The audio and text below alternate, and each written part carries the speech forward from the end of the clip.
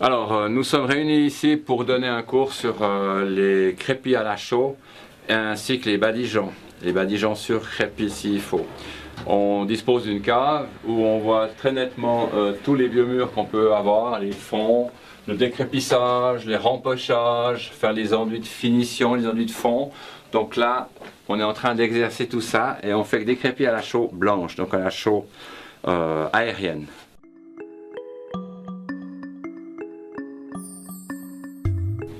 Donc la chaux, c'est du calcaire à la base. Donc avec ce calcaire qu'on extrait de la carrière, soit on fait de la chaux hydraulique, soit on fait de la chaux aérienne. Alors, la chaux hydraulique, c'est donc une prise à l'eau, et la chaux aérienne, une prise à l'air.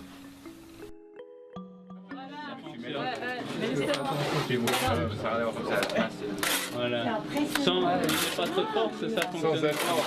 Oui, mais quand on fait exactement quand on sait comment il fait. Et après quand je gratte, Magnifique. je le gratte en vertical parce que ça me permet de le récupérer et je recommence.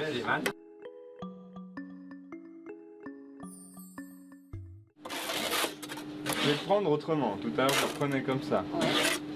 Maintenant je vais le prendre autrement. Et puis je peux y aller comme ça. Ah, ok.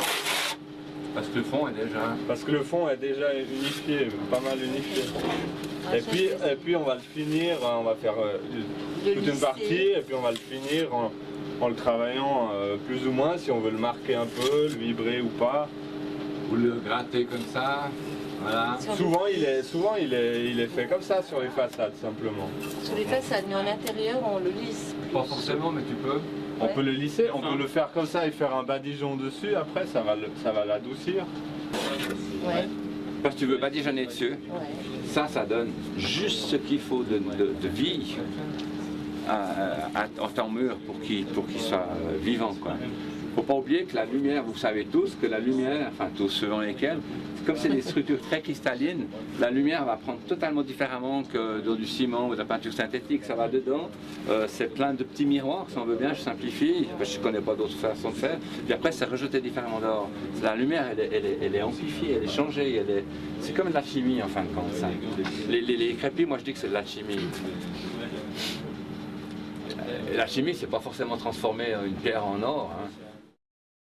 Maintenant on va faire, on va immerger complètement la chaux vive pour obtenir en fait une pâte, la chaux en pâte, la chaux en fosque.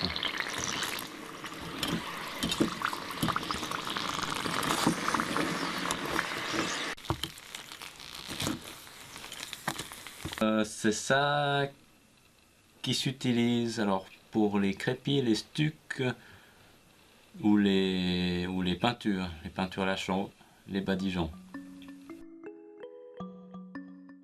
Toujours la même chose, le fond nettoyé, humidifié ou pas, là moi je pense qu'on l'humidifie pas. Et puis on part avec la chaux en fosse. Si possible, celle qui a bien vieilli. Qu'on peut filtrer, bon en première, si vous voulez, un badigeon d'écurie, on va pas la filtrer, hein. Ça va être bon.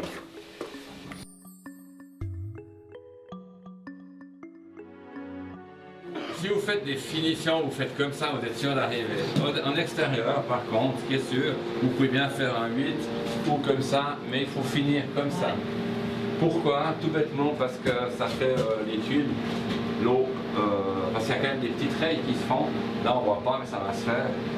Donc il faut y aller comme ça. Et l'eau va ruisseler beaucoup plus facilement que si vous faites ça. Ça n'a l'air de rien, mais c'est des petits trucs à la fin qui font.